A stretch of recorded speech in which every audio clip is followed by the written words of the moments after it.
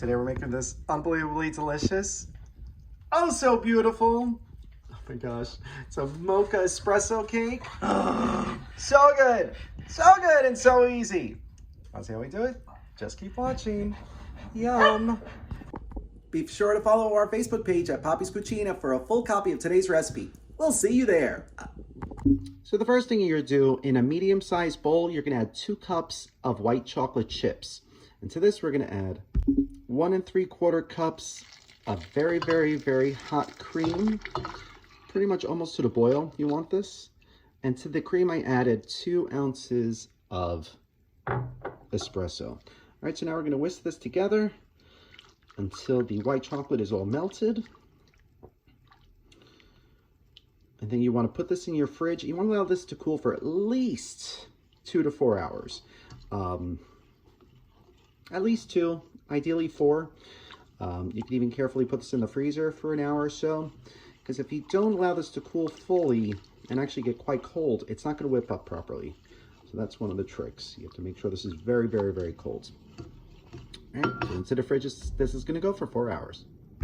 Now we're ready to start making our cake. So in a medium-sized bowl, we're going to add all of our dry ingredients. So here I have my sugar, flour, unsweetened cocoa powder, salt, baking soda, baking powder. All right, we're going to mix this all together till all the ingredients are fully incorporated. I want to make sure there's no lumps too.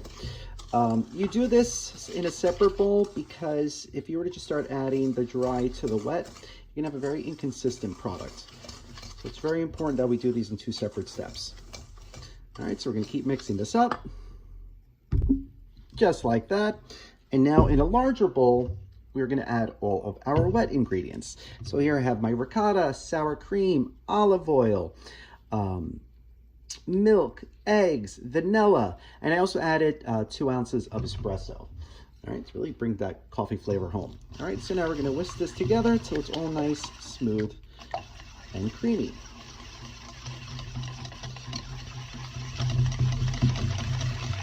Whisk, whisk, whisk. Again, you can absolutely do this in a stand mixer, but you know me, I do everything by hand. I'm a weirdo. Just like that. And now we're going to start adding our dry into the wet. You're going to do this in a couple stages. Do about 1/4 at a time. Whisk it in. Another 1/4. Whisk it in.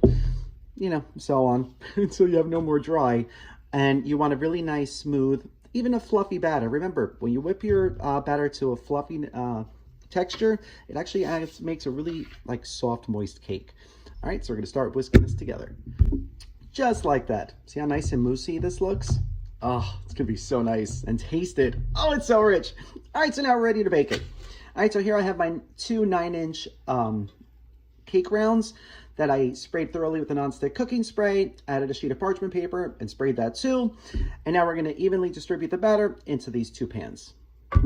Just like that. And now they're ready for the oven. So into a preheated 350-degree oven, they're going to go for just about 30-35 minutes. It's not going to take that long.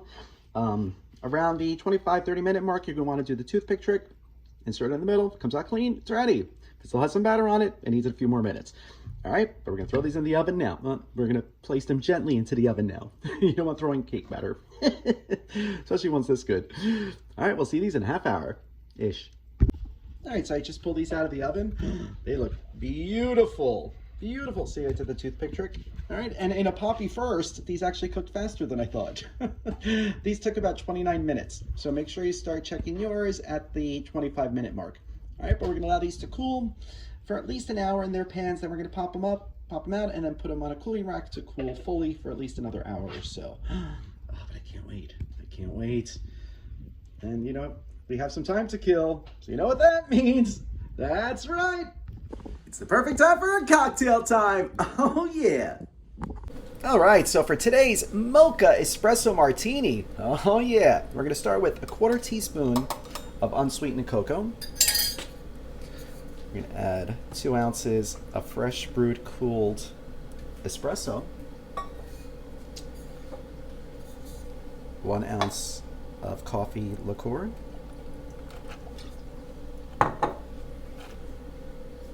half an ounce of vodka, half ounce of amaretto,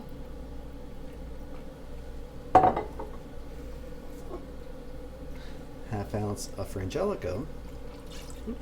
That might have been a little bit more.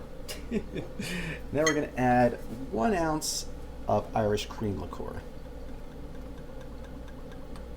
All right, so we're going to give this a good shaky. And we pour. See how it looks. Oh, that looks nice. That looks oh so nice.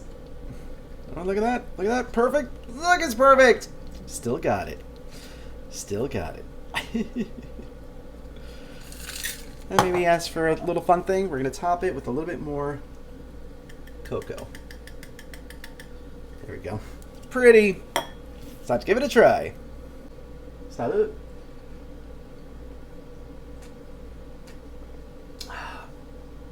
Oh, wow.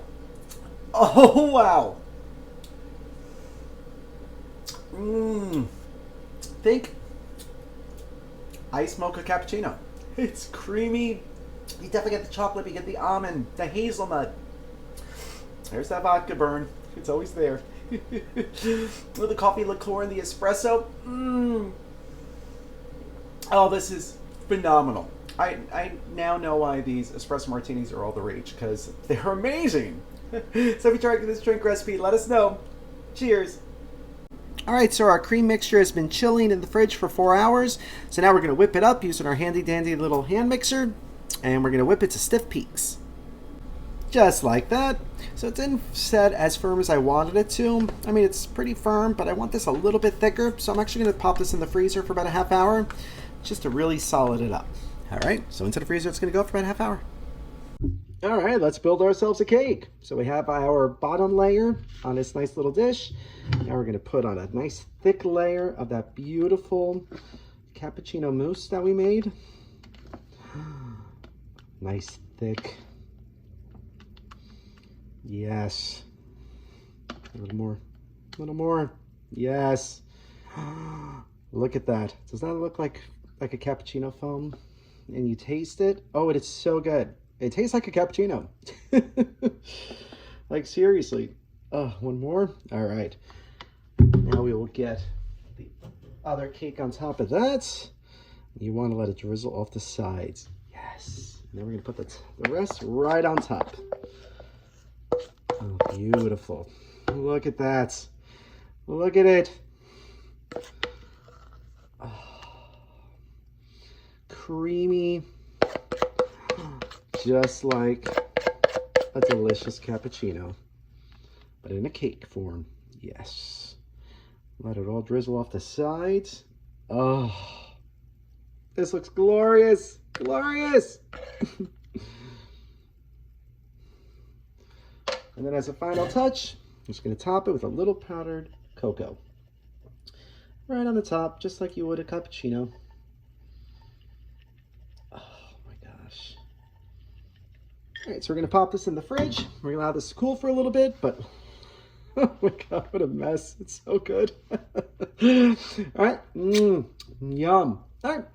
So we're going to allow this to cool in the fridge for about an hour, and then we're going to give it a try. I can't wait. Bon appetit.